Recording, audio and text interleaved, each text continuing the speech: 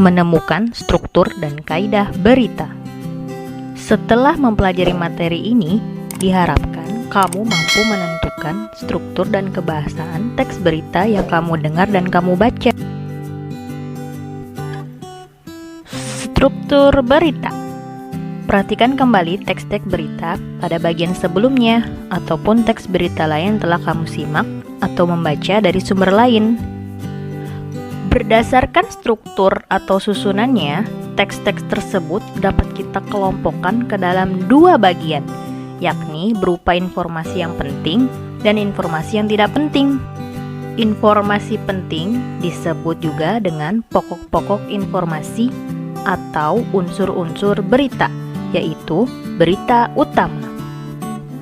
Dalam ilmu jurnalistik atau ilmu persurat kabaran, pokok-pokok berita terangkum dalam rumus 5W plus 1H. Dalam bahasa Indonesia, pokok-pokok informasi itu dapat pula disingkat dengan adik Simba, yaitu apa, di mana, siapa, mengapa, dan bagaimana. A. Apa, what, peristiwanya. B. Siapa, who, yang mengalami peristiwa itu. C. Di mana, where, terjadinya peristiwa itu. D. Kapan, when, terjadinya peristiwa itu. E. Mengapa, why, peristiwa itu terjadi. F. Bagaimana, how, proses peristiwanya. Keenam pertanyaan itu ditempatkan di bagian awal yang sering disebut sebagai unsur-unsur berita.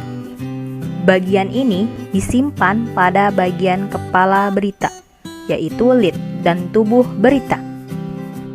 Susunan dari unsur-unsur berita bisa variatif. Misal, ada yang didahului dengan penyajian apa, ada pula yang diawali dengan kapan. Pertanyaan bagaimana biasanya ditempatkan ada pada bagian badan berita. Informasi yang kurang penting disebut pula uraian atau ekor berita. Bagian ekor berada setelah kepala atau tubuh berita. Sebagai contoh, berita tentang letusan Gunung Selamet. Ekor berita yang dimaksudkan berupa sejarah letusan Gunung Selamet serta informasi tentang letusan. Pada bagian ini tidak memiliki kaitan langsung dengan judul beritanya. Berikut contoh bagan struktur berita.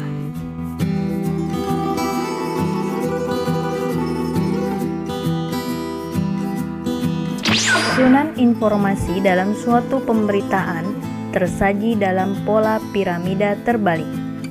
Bagian awal merupakan bagian pokok, dan semakin ke bawah, berita itu merupakan perincian yang sifatnya cenderung tidak penting.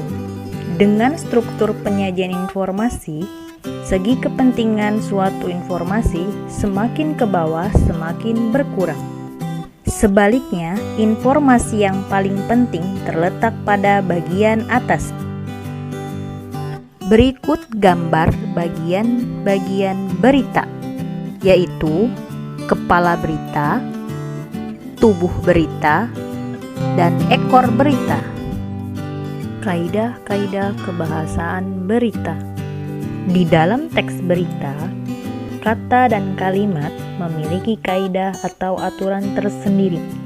Kaidah-kaidah tersebut dapat dijadikan sebagai pembeda dengan jenis teks lainnya.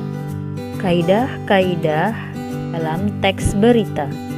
Yang pertama, penggunaan bahasa bersifat standar atau baku. Bahasa standar lebih mudah dipahami oleh umum. Kedua, penggunaan kalimat langsung. Kalimat langsung ditandai oleh dua tanda petik ganda. Penggunaan kalimat langsung terkait dengan pengutipan pernyataan-pernyataan oleh narasumber berita. Contohnya seperti ini.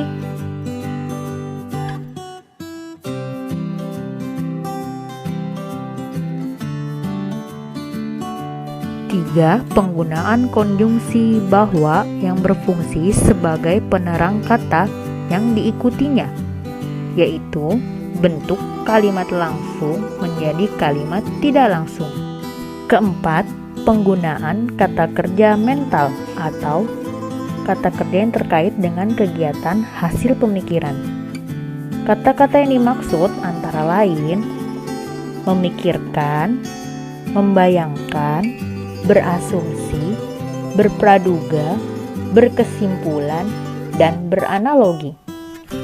Kelima, penggunaan fungsi keterangan waktu dan tempat, yaitu kelengkapan suatu berita yang mencakup unsur kapan dan di mana. Keenam, penggunaan konjungsi temporal atau penjumlahan, seperti kemudian, sejak, setelah, awalnya, dan akhirnya. Pola kronologis urutan waktu berita, seperti contoh berikut ini.